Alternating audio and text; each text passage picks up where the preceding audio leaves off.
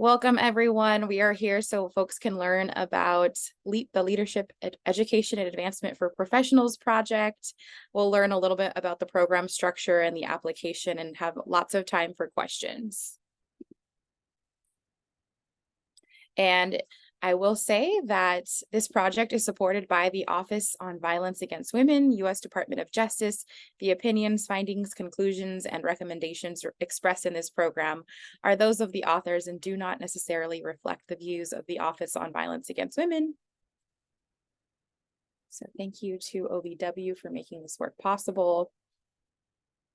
And again, this is an informational session for the Leadership Education and Advancement for Professionals project.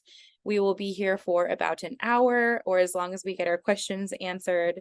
So I appreciate you all for being here and doing your due diligence before applying to the project. This year's cohort 10. So just a little bit of housekeeping before we get started. We will be encouraging folks to use text chat or the hand raising function. Or if you would also like to, you can use the Q&A option. So we do have the Q&A option available to you all. We will have some polling questions that will pop up in the beginning. For folks that are signing in from their phone, dialing in from their phone, please use *6 to mute and unmute yourself in case you have any questions you would like to share with us. And then we will have the slides and the recordings available on the LEAP website and the Valor website later on today, and we will send that out via our newsletter. I will say I will try my best to answer my questions as I'm moving through the slides. However, if I know that there's a question that's coming up that will be answered on the slides, I will wait, and then I will take questions at the end, any that I might have missed. So feel free to drop your questions in the Q&A. That will help me kind of keep track of those questions that are coming in. But yes, before I get started, does anybody have any questions right now about how this informational session will be structured? Feel free to drop them in the chat. Yes, and thank you for all the good mornings. It's good to have you all here. It just feels like really great energy to have a call and response experience on a webinar. So welcome everyone. I'm Marcela Rojas Salas. I use she, her pronouns, and I'm one of the project managers here at Valor. I also have some colleagues on the call as well, just here to support for tech and any sort of questions that folks may have. You can ask Virginia Garcia. Thank you so much, Virginia. Let me spotlight you really quickly so you can introduce yourself.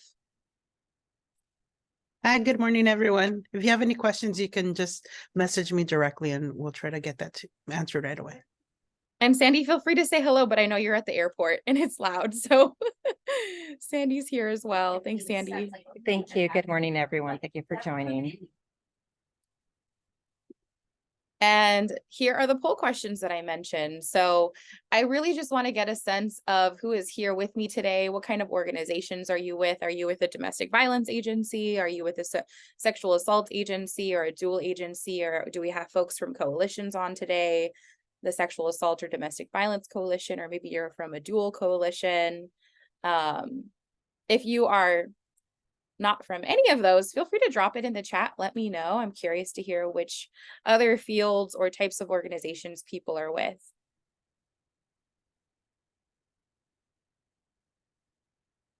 Yeah, and as answers are trickling in, it looks pretty diverse in here. The majority of folks I'm seeing so far are from dual agencies or other. So thank you for sharing in the chat. I'm seeing folks from the Department of Defense, the university system, from the Army, from the Department of Health. I'm seeing compliance, Children's Advocacy Center, the military, Victim Assistance Program, YWCA, DHS.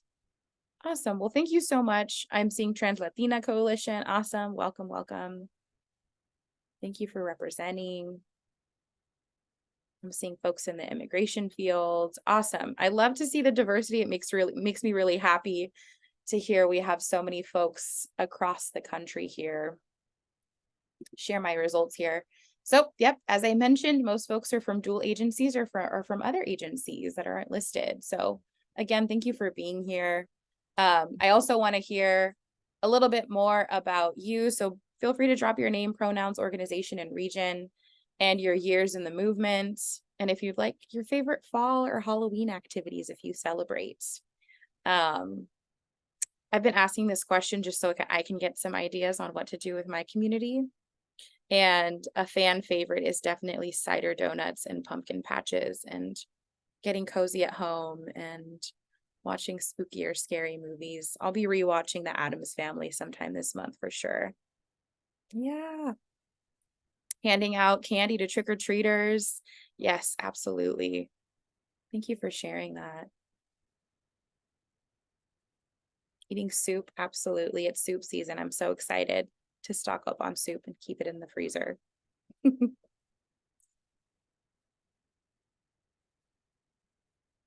Yeah, I'd love to see these trickling in. Yep, seeing the little ones get dressed up, absolutely. Love seeing the creativity around this time.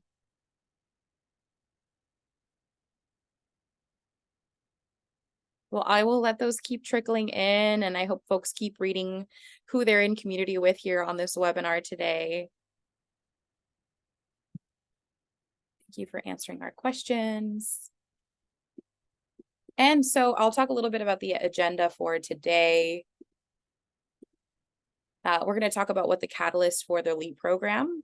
I really can't run this informational session without talking about the history and the leaders that came before me that made this program possible.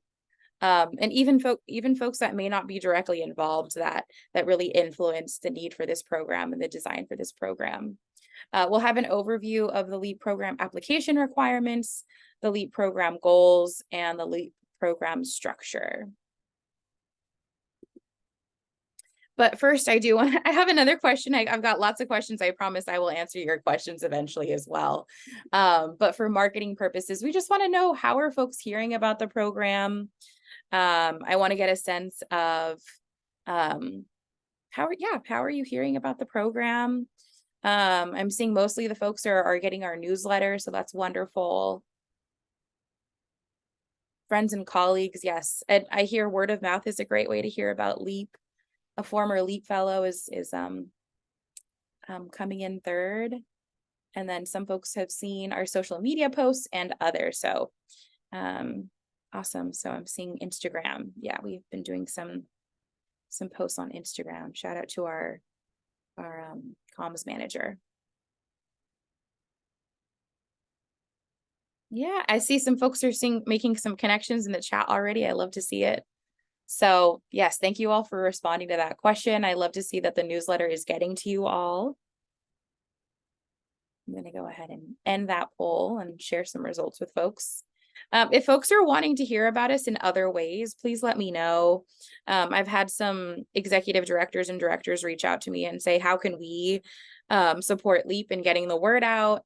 And I know a big piece of this is having in-person conversations about, or virtual conversations about what LEAP entails. So I do try to make that happen with this informational session. But if anybody would like me to come talk about LEAP during a staff meeting sometime in the future, I'd love to hear about that too. So I'll be sharing our LEAP email in the chat actually, so folks can ask us questions.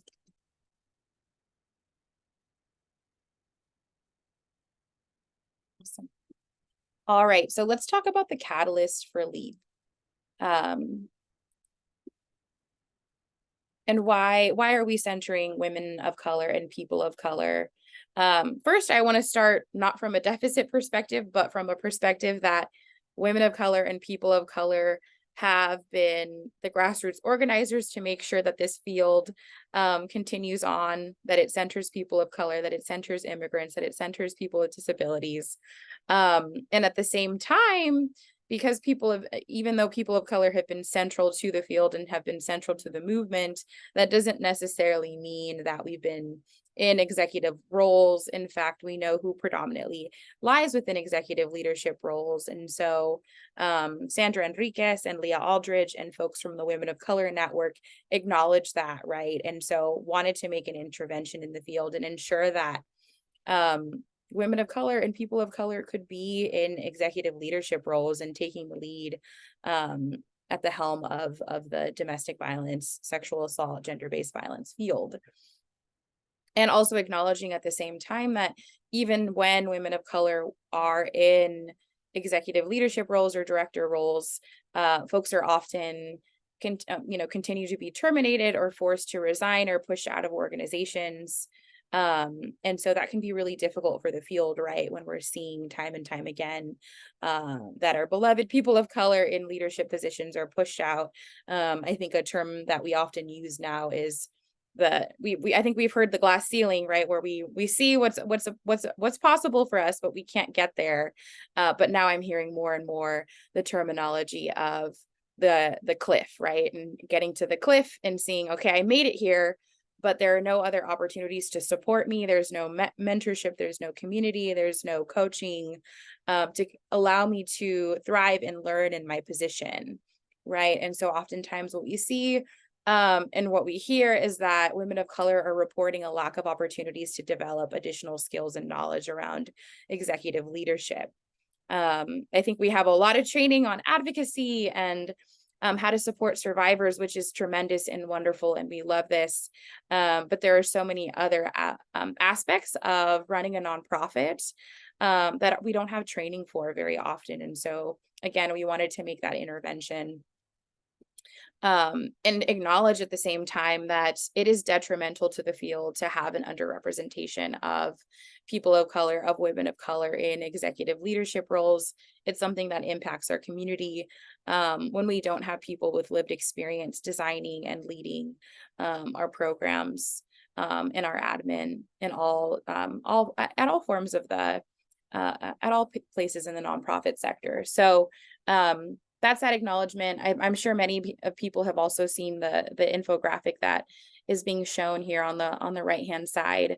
That's titled "The Problem Woman of Color in the Workplace." It's a little bit small, so I'm going to share a little bit more about what it says and what it represents, not just within our field, but in many other sectors.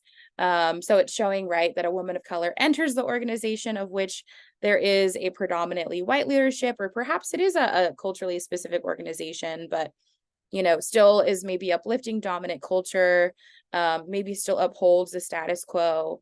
And perhaps the woman of color experiences sort of like a honeymoon phase at first, but later starts to experience tokenization and discrimination, and by virtue, lack of resources to support them. And that's what I'm talking about in terms of that glass cliff.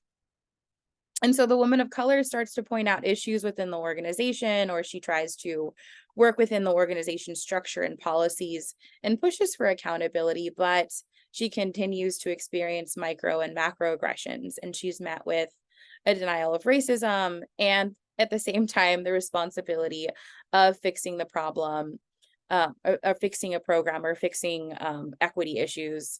And so often we see this as something that's placed on women of color rather than seeing it as a collective effort.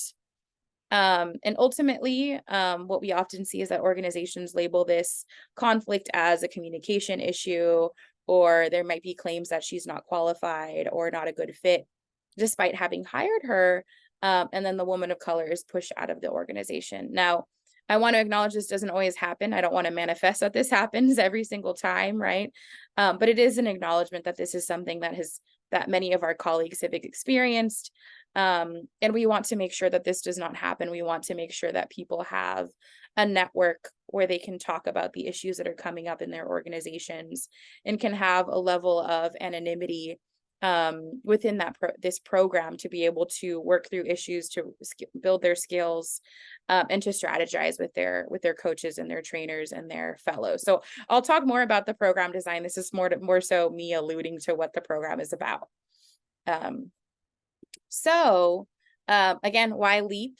And so I want to acknowledge Women of Color Network and CalCASA, at the time now Valor, came together to write a report, because oftentimes what we need in order to build a program is often hard evidence, right, that this is a problem. And so Women of Color Network and CalCASA came together to write this report titled Women of Color Leadership, a look at the experiences of women of color executives in the anti-violence against women movement.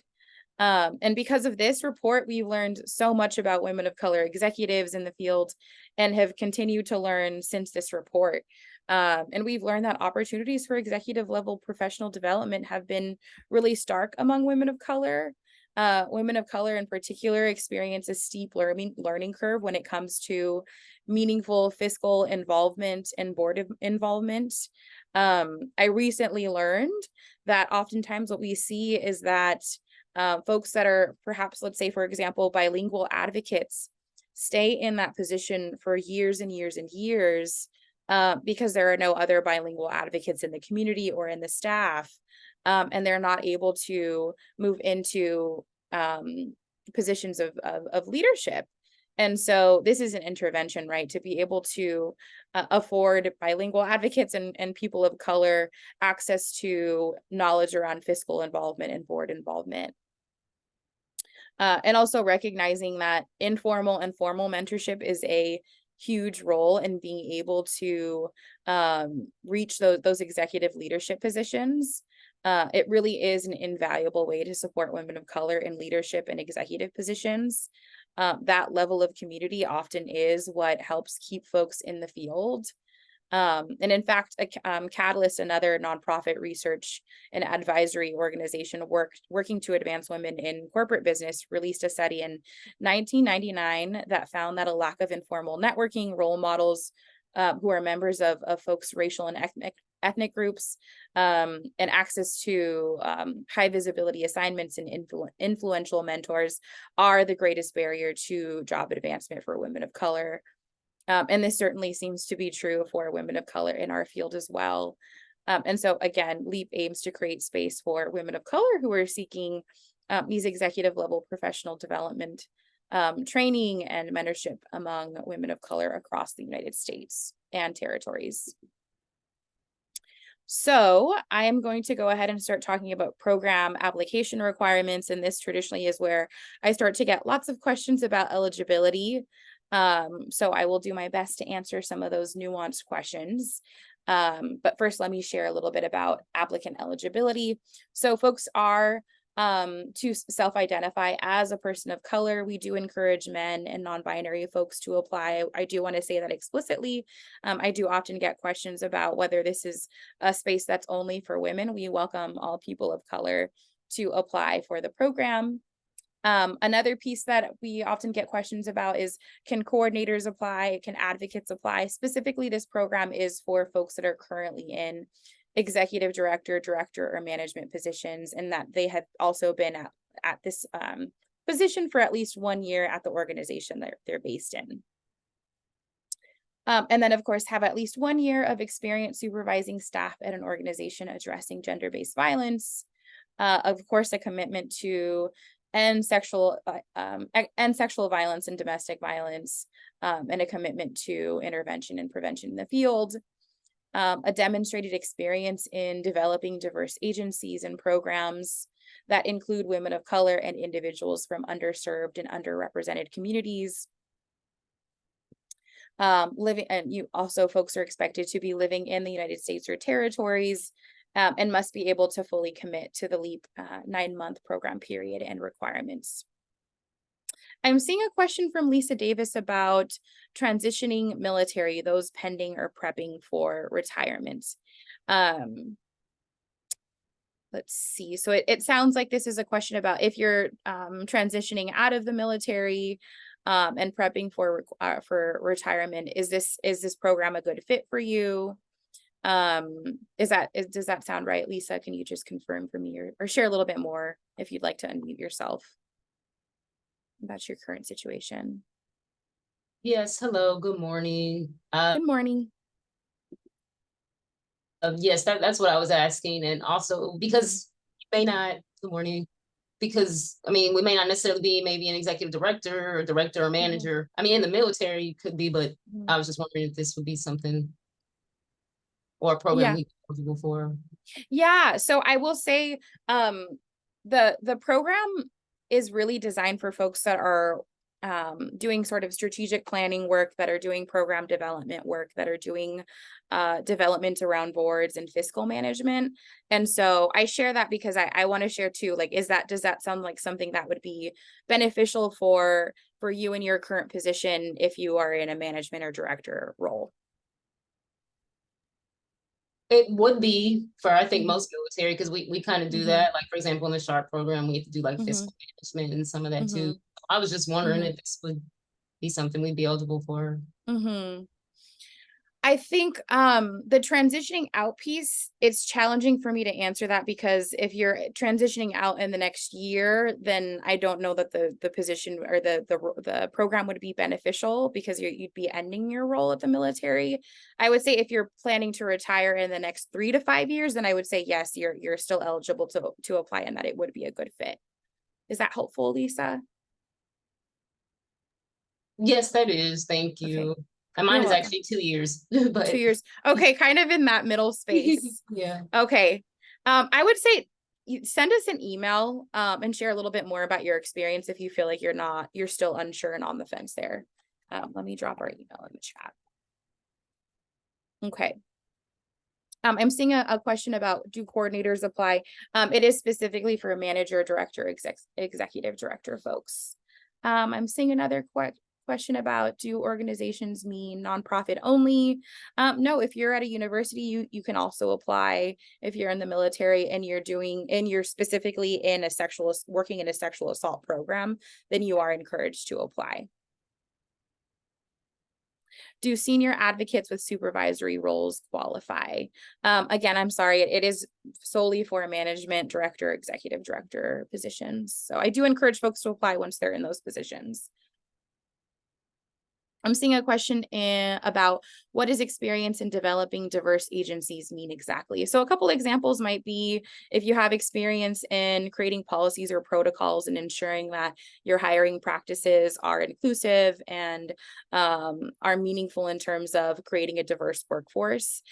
This could also look like having experience in managing cross-cultural communication, managing diverse staff members, so those are a couple things. I'm seeing a question, what if you fit the director qualifications but have not technically supervised others because there aren't necessarily funds to do so? Caitlin, can you unmute yourself and share a little bit more about that question? Because I don't want to say no immediately. Yeah, absolutely. So, oops. Sorry, can you hear me? Yes, I can hear you. Yeah. So, basically that the description that you're saying of being in a position for at least 1 year in the director or manager position, addressing gender-based violence, but there's nobody underneath me because we're all grant funded positions. And I just wasn't sure. I was wondering of like, do you need that 1 year of supervising staff if that's not even necessarily an opportunity? So yes, if I will say this, if you are in a director role, but you don't have supervisory experience, that would kind of like in some ways, like, so we have a scoring sheet, right? So we have folks answer these questions in the application. And so we will also read folks' cover letters. So if you have experience supervising in the past, we'll take that into account.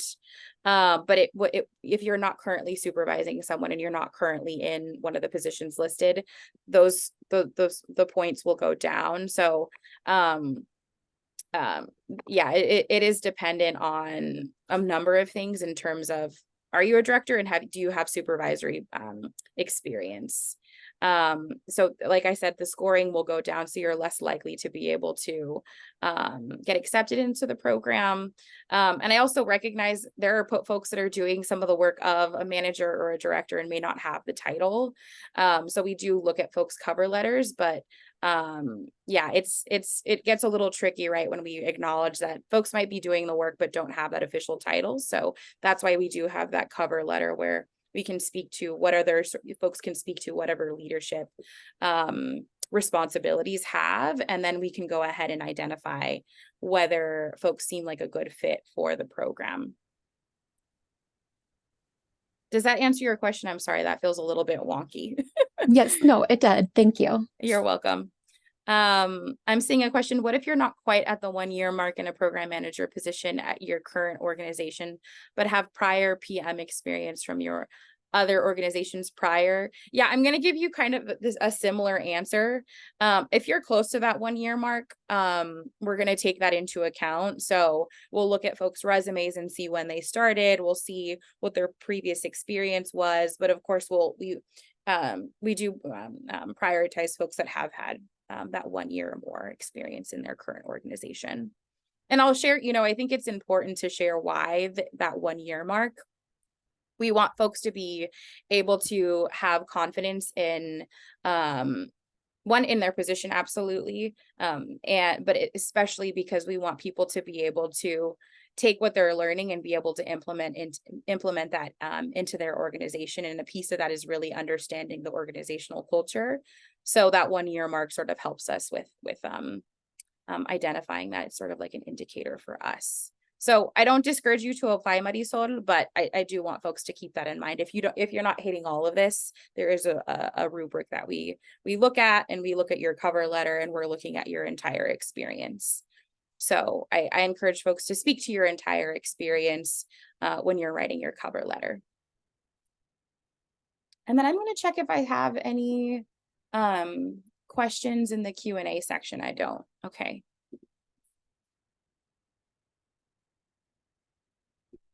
All right. So a little bit about the LEAP application. It was released on September 18th, and it will be expected to be submitted by November 3rd, 11:59 Pacific time. So for folks on the East Coast, I guess that'll be 3 a.m. for you. So you'll have a little bit more time. And so the Google form will include questions about your experience in the field. We do ask that folks include board and executive director information and approval. Because this is a program that folks will often be participating in during work hours, we do want folks to have that conversation with their executive leadership or their board to let them know what they're participating in, and to ensure that they do have support from their executive leadership or from their board. Again, because you will be participating in webinars and small groups and coaching oftentimes during work hours. So that is one of the reasons why we have folks include that information. We won't be reaching out to them to email or call them, but it is sort of a sign of approval. Like I mentioned earlier, we do encourage folks to we don't encourage, it is a requirement to submit a cover letter, and I will share the questions in the next slide, and it's also included in the application form. And then of course, I encourage folks to update your resumes, or if you want to submit a CV, a curriculum vitae, you're able to submit that instead. I encourage folks, if you're writing your cover letter or you're editing your resume, have someone go ahead and kind of look over it, make sure you're really answering the questions, and have someone else also make sure that you're answering those questions on the cover letter.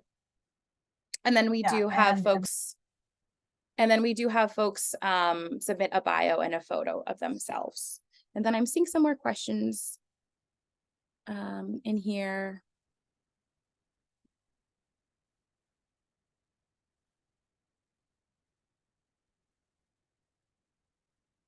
So let me read this out loud. I work for a prosecutor's office as the director of crime victim services. My staff provides services to all victims of crime. However, the majority of our client base is IPV and SV victims. We provide targeted services to these client populations. We address gender-based violence, but we aren't an organization that works exclusively with sexual violence and intimate partner violence. Yeah, I think, yes, you are able to apply for the cohort. And I will actually go to the next slide so I can talk about some of the questions that folks will be expected to answer in the cover letter. And I think Question number 4, how would the development of your leadership translate into building organizational capacity to provide services, support, and or education to under-resourced minoritized communities? That question is where you can talk about how this program will support you in building not only your own leadership skills, but able to translate into building organizational capacity to serve survivors. So highly encourage you to think about how this program in particular will benefit you and the prosecutor's office. I'm seeing Elisa asked, does documentation need to be submitted to show the board or executive director approval? No, you can provide their email, their name, and that is what we will consider approval. I'm seeing a question from Gloria. If I have board experience and have started a nonprofit, will I qualify? If it really goes back to if you self-identify as a person of color, if you're currently in that executive director role, I imagine if you founded a nonprofit, that might be your current position.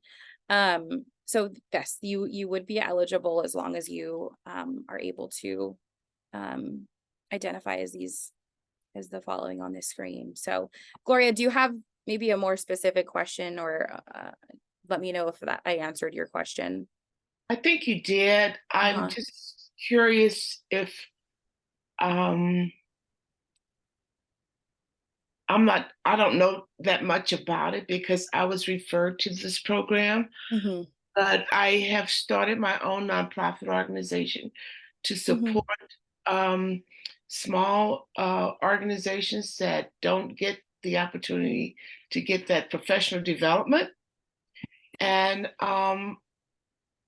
I have gone back to school and gotten my master's in nonprofit management. And I've done all the executive director board, excuse me, and I've been working in the domestic violence dual agency for 20 years. So I'm wondering if I qualify. I mean, I don't know. Someone referred me to the program, so I don't know what to expect. Right. And I will talk a little bit more about the program in a little bit here, but and Gloria, can you tell me more about your organization? It sounds like you started an organization that's for professional development for small organizations. Is that right? So I'm starting an organization and it's really to help people become professionals in their fields because when I left corporate America, there was plenty of training out there.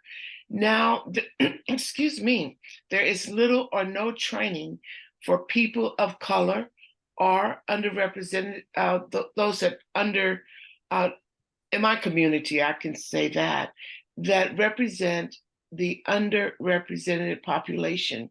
They don't get a lot of professional development. So I'm taking what I have learned and trying to put that in place, but I still work for a nonprofit dual agency. And okay, I see. And so what is your position in that nonprofit? I am a program director of a domestic violence and sexual violence organization. Thank you for sharing all that. So what I would say for you, you're in a unique situation where you're a program director at the agency at the local level, and then you're also working on a program that's specifically around program development for marginalized communities. So what I would do is talk about what you would hope to gain. Once you learn more about the program, talk about what you hope to gain as a LEAP fellow, both in both of your positions, honestly, because I think both of these positions would benefit. What does leadership mean to you? How do you think LEAP will help you address challenges and barriers you experience in your leadership role? And you can speak to your current leadership role at your local agency and as you're building your current nonprofit. And then how will it translate into building your organizational capacity at both organizations? So I often see people will only talk about one agency. I highly encourage you to talk about both because you're doing the work of in some ways 2 people. So I want folks to be able to acknowledge that in their cover letter. Okay, thank you. Yeah, you're welcome. Thanks for the question. I'm seeing another person ask what kind of approval, like a letter of support. Again, you don't need a letter of support from your board or your executive director. You just need need to submit their email address and name. And then I see a question, can you describe time requirements and what our org should know about time requirements? I will do that in a second here. So once I get there, I will answer that question. Do folks have any questions about the cover letter questions?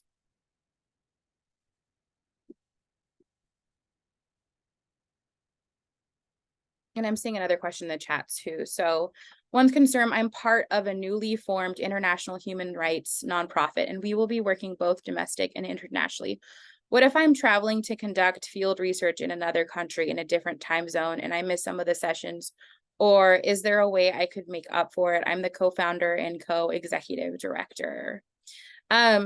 I would say, you know, if you're missing like 1 or 2 sessions, then I think that's okay. But I think a huge benefit to the program is being able to participate live and be part of the network and ask questions and make comments and share your experiences with the network, the cohort itself.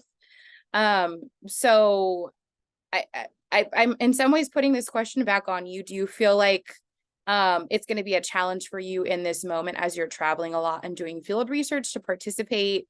Do you feel like is this like maybe a good time to apply, or is there some you know, a different juncture in your career where you may have a little bit more time to be able to participate in a way that doesn't take you away from the cohort? So yeah, I think that this is one of those questions where if you feel like you can't participate meaningfully, I do want folks to consider that as they're applying.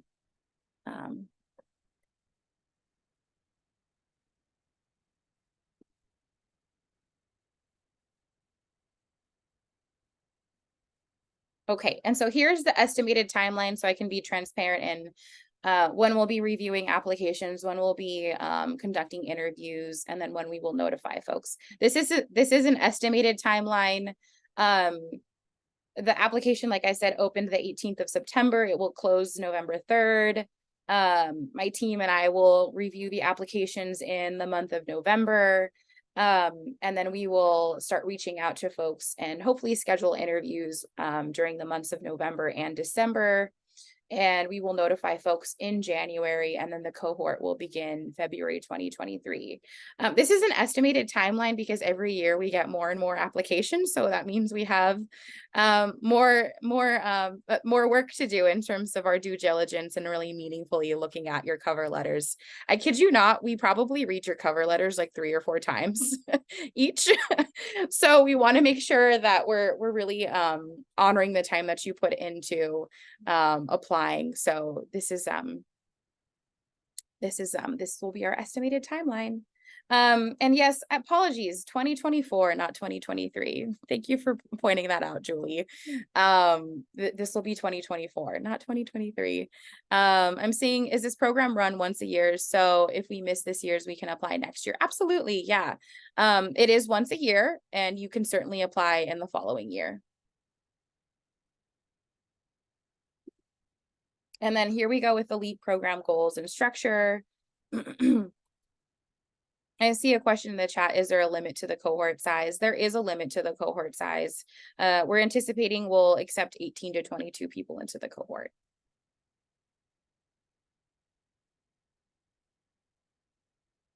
And then should the 1 year of experience be calculated until January 2024 or November 2023? For November 2023. Okay, so let's talk about the LEAP program goals. Our goal is to build upon and enhance the professional capacity of women of color and people of color, executive directors, and managers in the gender-based violence field. A huge component to this is creating a community of support and professional network for emerging people of color executives, management leaders, aimed at reducing isolation, maximizing skills development, information sharing, and communication. To optimize the success and effectiveness of emerging people of color leaders by providing opportunities to impact spheres of influence in communities through Pay It Forward. So Pay It Forward is a project that each LEAP fellow is required to participate and complete by the end of their cohort. This could look like a training that they develop based off what they learn from the cohort. It could be a booklet or a toolkit that they share with their local community of people of color in the movement. So those are just a couple ideas, but I'll talk a little bit more about the LEAP program structure here. So I had some folks ask, what is the program commitment? So this is giving you a gist of what the program commitment will look like. Like I mentioned, the program will start in February and will end around November. And on a monthly basis, sometimes it will happen twice a month if you miss a month, but you will be provided with one-on-one coaches, one-on-one coaching, and the coaches who are involved in coaching are former LEAP fellows. So they all have experience being a LEAP fellow and also experience with coaching folks who are in the gender-based violence field. And in terms of who or how we identify who your coach will be, we really try to make sure that they have some sort of experience that will be meaningful to you, which oftentimes they all do. Another piece of this is anonymity. Like if we have coaches and one of our coaches is in Minnesota and you work in Minnesota, we likely will not assign you to that coach because we want to make sure that you have a little bit more anonymity. We know that our field is really small. And so if you're talking about any sort of organizational issues, we want you to feel comfortable speaking to someone who isn't in your direct community. And then, of course, we have 2 academies. Our first academy will happen in the beginning of March. This will be a 3-day academy online. And then we'll have a second academy sometime in September, which will be in person. We are still in the process of identifying exactly where, but it most likely will be located in Texas. For the in-person academy, we will have 10 scholarships available for fellows. And the scholarship will include covering airfare and covering the hotel costs.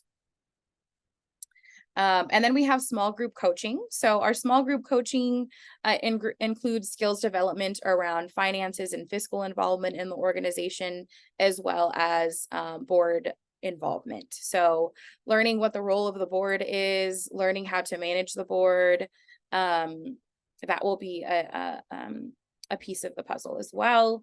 And then we do have 6 webinars that will happen online. The topics vary and include strategic planning, organizational development, program development, communications, cultural capacity building, and human resources.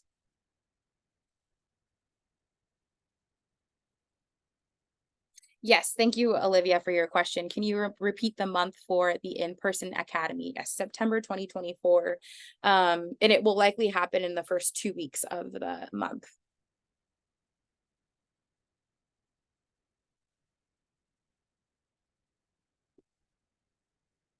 And then in terms of LEAP program expectations and opportunities, I mentioned the Pay It Forward project, which is the impact project that's mentioned here. And to share a little bit more about the Pay It Forward project, I will host office hours. I will host 3 office hours to support people in developing their project. Oftentimes what I find is people have really big visions about what they want their project to look like. They might say, I want to start a whole new program. And while I love that idea, I really try to support folks in honing in on their scope of work.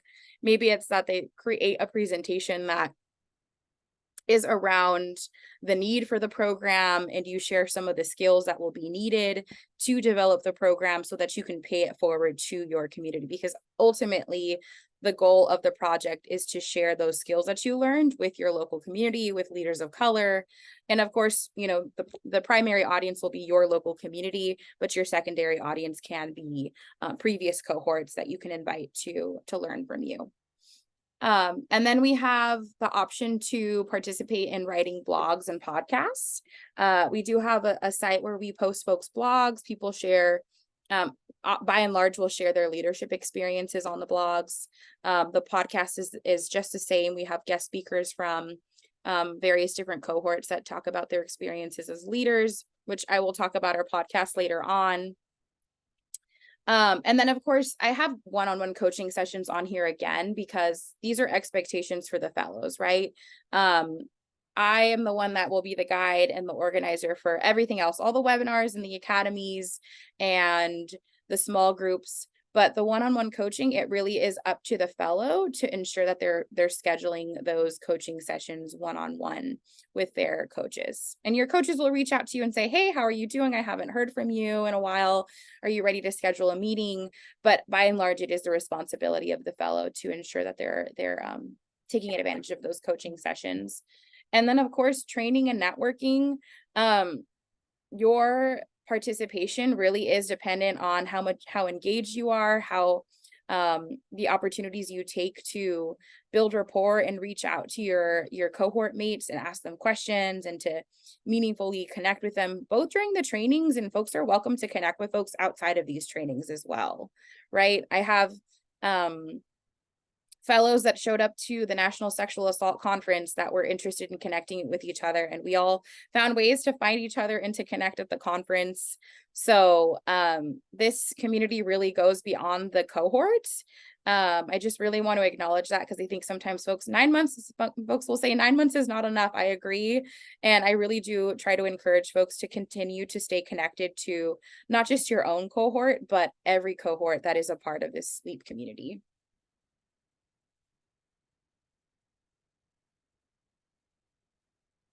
When will I have exact dates for academies? I have, let's see, I have dates for academies, but they are still tentative, so I can share those with folks if they email our email address. I do have a tentative schedule. But I also just want to give that caveat that we are, if you work with OVW, you know, we need to get approval to have our academies at certain hotels. And so we might say this is the date that it happens, and then it might change. So I just want to be transparent in that way.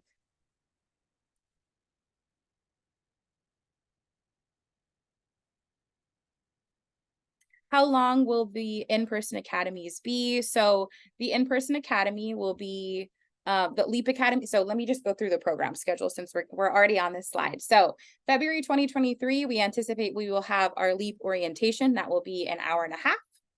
March 2023, I'm sorry, I should have changed these dates, y'all. March 2024, LEAP Academy 1 will be 3 days long. It will be 5 hours for 3 days. So 15 hours total. And then we will have a webinar that month, so 2 hours. So that will be a total of 17 hours for March. That will be probably one of the heaviest months of training. April 2024, I anticipate we'll have 2 small groups, 1 hour each, and then 1 webinar, which will be 2 hours. So we'll have about 4 hours of training that month. The same goes for May 2023, June 2023 or 2024. We will have our webinar, which will be for 2 hours. And then this is when I will start our pay it forward office hours. So this will be when you'll start thinking about topics. This will be when you'll start thinking about what mode of communication you will use to share your skills with folks in your community. And the same for July and August, right? So June, July, and August will be those times where you're going to get your creative juices flowing. You'll think about what you want to be sharing with your community. And then September 2023, we'll have 1 webinar, and then LEAP Academy 2. And when it's in person, the Academy is 2 days, and then we'll have a LEAP Summit on the last day. So that's when folks from previous cohorts are invited to join us. So LEAP Academy 2 will be 2 days, 8 hours each, and then 8 hours for the LEAP Summit. So that's September and March are going to be our heaviest training months. I will say though that June through August, it will that time that you will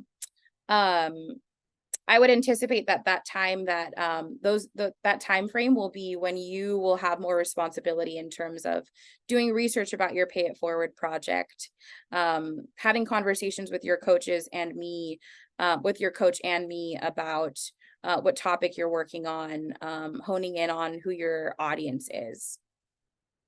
And then, of course, our trainings will end in September, but we will stay connected, right? So November 2024 will be when your Pay It Forward project is due.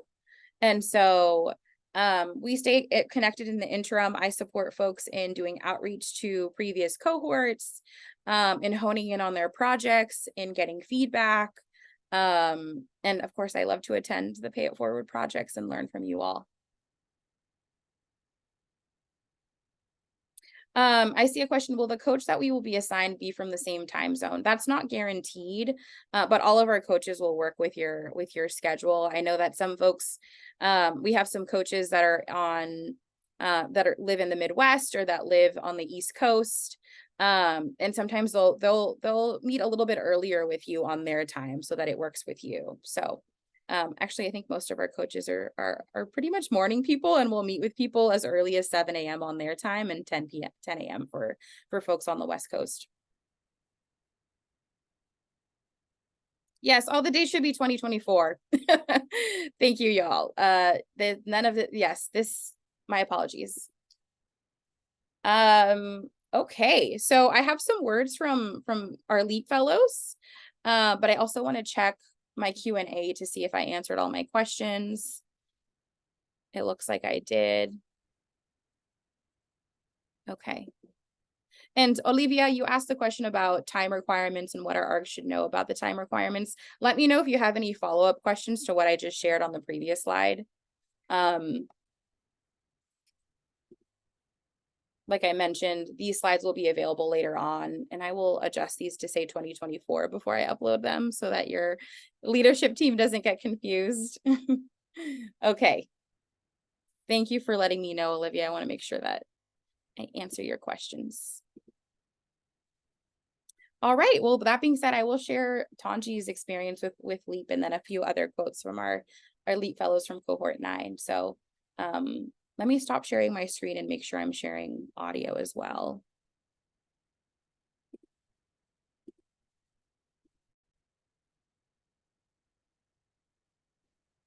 Hi, my name is Tanji Reese, and I am the founder of 1124 and a part of LEAP Cohort 5.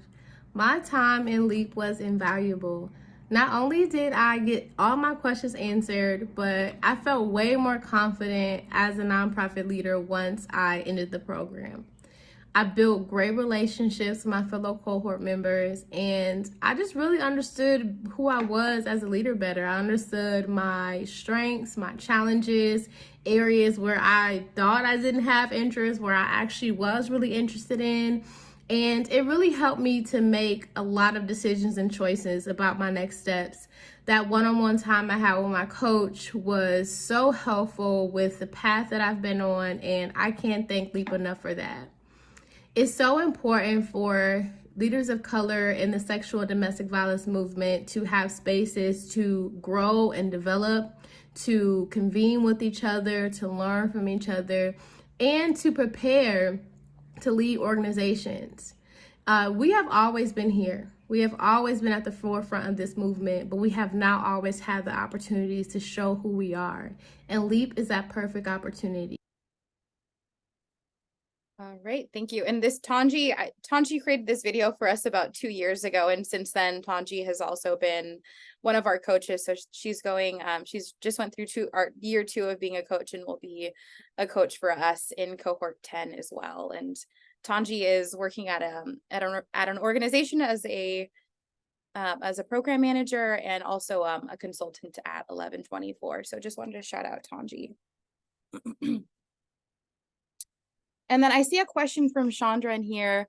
Are there any future plans to create a different cohort specifically geared towards those in senior executive leadership, C-suite positions only? I found that these spaces are really hard to find, especially as women of color. I love this idea. I also hear folks asking, are there any plans to create a leadership development cohort for advocates or coordinators? So I definitely think there is a need for both of those spaces to be created.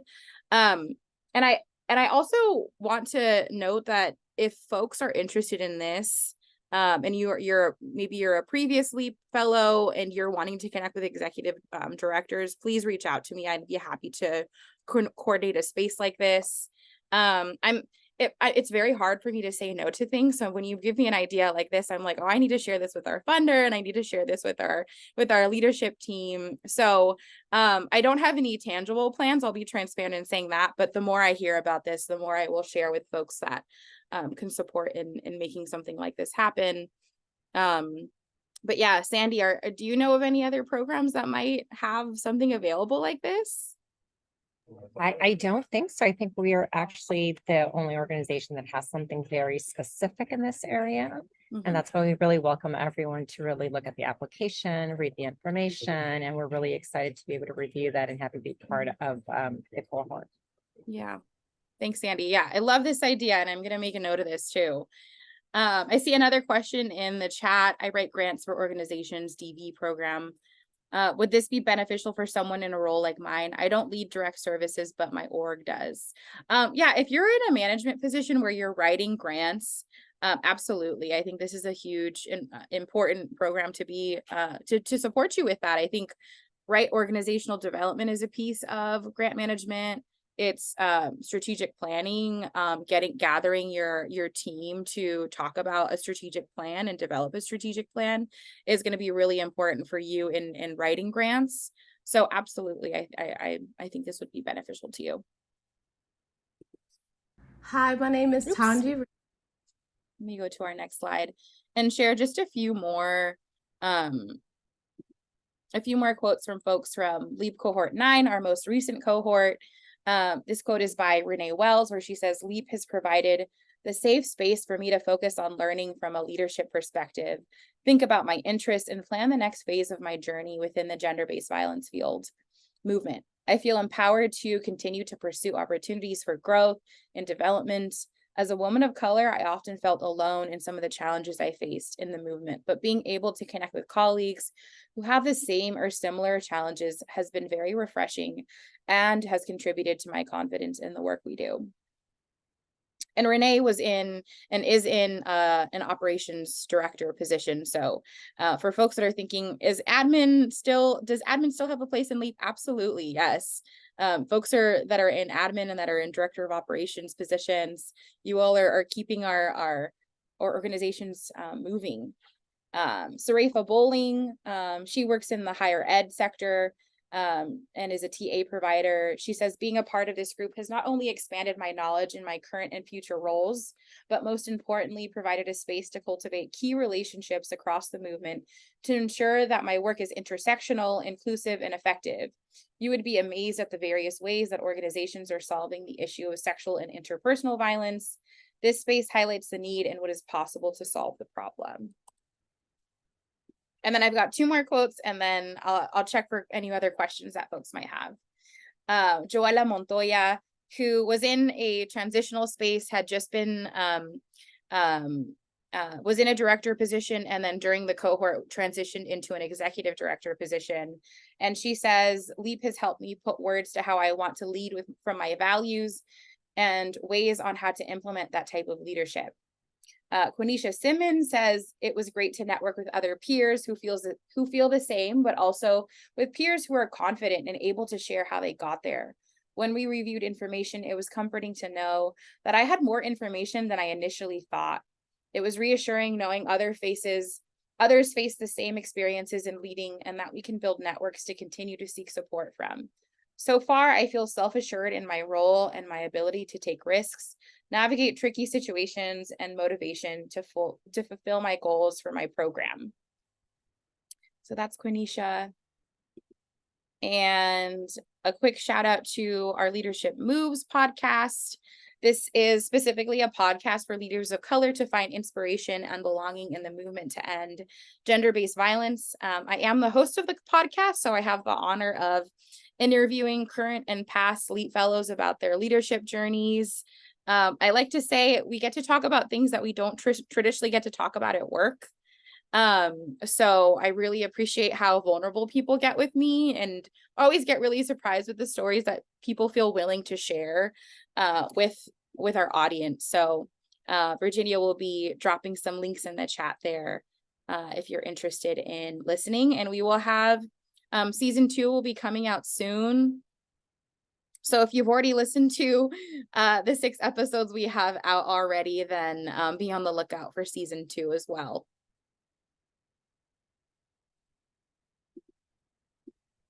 All right, and then we've got time for questions. Again, I know we've been answering questions all throughout, so if folks have any other lingering questions, let us know. If you think of another question later on, I encourage you to email leap@valorus.com. Both Virginia and Sandy will be monitoring this email address. Full transparency, I'm going on vacation right after this webinar. So you'll be getting responses from my colleagues. Thank you both so much for responding to questions for me as I'm out. I'll be back October 23rd. I'm taking a good long vacation before we start our next cohort. So I'm nice and refreshed to support folks. Susanna, I'm seeing you ask the question of how many applicants do you usually receive? It changes every year. We get more and more, but as of the last 2 years, about 90 to 100. Olivia, is there an alumni group that would be open to meeting with potential applicants? I don't have an alumni group like ready to go to meet with potential applicants right now. I'll be transparent in saying that. So I wouldn't be able to share any emails since that I haven't gotten any consent to do that yet. But I wonder if any folks on the call here are previous LEAP fellows that would offer to meet with Olivia. I'm seeing a question of how many applicants do you accept? 18 to 24 will be our range. Yeah, thank you all so much. And I see a question that might not have completely been written. I see how is, but maybe it got cut off.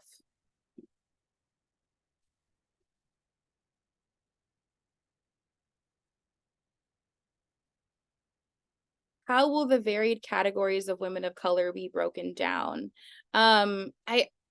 I'm not sure I'm fully understanding the question. And are you asking like, are we counting how many racial groups?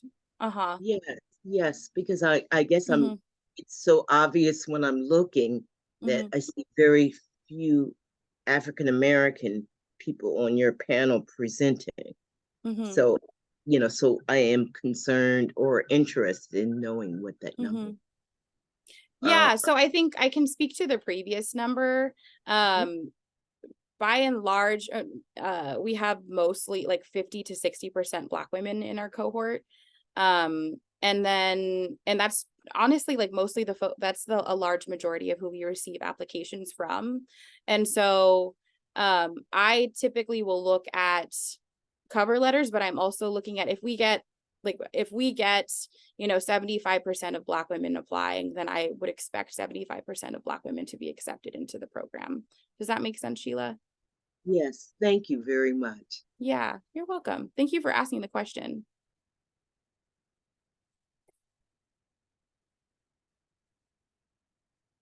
All right, any other questions?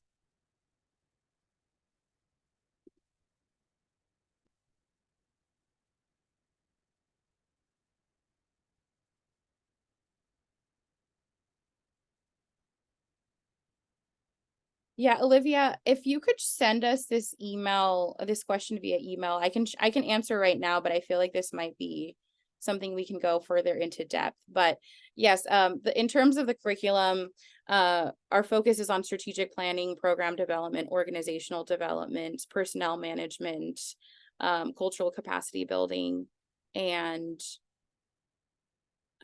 human resources. So those are the core competencies we'll be focused on. And then Peggy, I see you have a question. So yes, go for it. Okay. So I just, from knowing the work and seeing a lot of who's on here, it seems like a lot of people do direct service. I work in the capacity of running a resource center. Are you looking for people that primarily do direct services, or can it be a variety of different jobs? definitely absolutely a variety. If you're in the field of gender-based violence, whether you're doing coalition work, whether you're doing direct service work, you're invited and encouraged to apply. Yeah. Thank you. You're welcome. Yeah, we definitely want a diversity of different types of positions and types of work that really enriches the cohort, and we're able to share across skills. So yeah. Tammy, I love that question around, does that include retention? So is there training around retention practices? That's actually a training I'm working on developing right now. So and one thing I'll share too is if folks are giving me feedback about we're having issues around retention, I will create a small group so we can talk about that and bring some of the training that I have that we're working on. So it really is based on the needs of the cohort. I shared the program structure earlier, but something I'll typically do is if people are talking about, I need some support with managing up, I will create a small group on that and invite someone who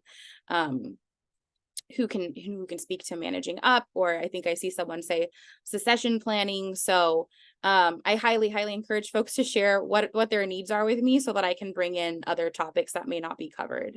So yes, thank you for bringing that up.